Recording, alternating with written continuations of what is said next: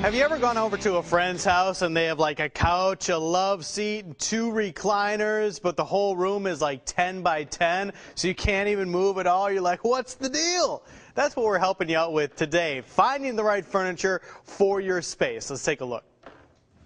Well, if you joined us on Studio 10 last Monday, you remember Sarah and I were here at this same sectional, but we're doing something a little bit different this time. Sarah, tell the folks what we're talking about today. Well, Joe, as you may know, it's so important to know what you're dealing with when you come looking at furniture as far as your space and measurements. The space and the furniture you pick out is so important. Yeah, and a lot of times that's where people kind of get, confused. They get in a mess because when they come and they're looking at the furniture in a sea of space and no walls, so it looks totally different. So what we're talking about here is just making sure how to measure all that you can and having that with you, or even when you get to the store, measure those points then. Right, so we've got the measuring tape out. What did you want to show us here? Well, now here on this one, this particular one, it has a wedge piece. Right. And one important thing to remember about wedges and sectional, wedges have to come away from the wall because they're curved to the back.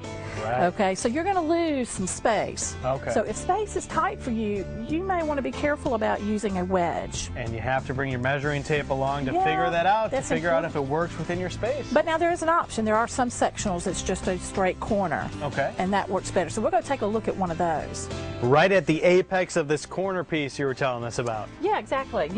With the other one it was a wedge, so it comes way out. This one is a little more straight and narrow. Yeah. You've got just a basic corner, so it makes it easier to fit into a space. Yeah, do you recommend putting this right up against the wall side, or just kind of whatever works for your room? Whatever works for you, because if you have a huge room, but you got to be able to get around it and so forth. You want the corners.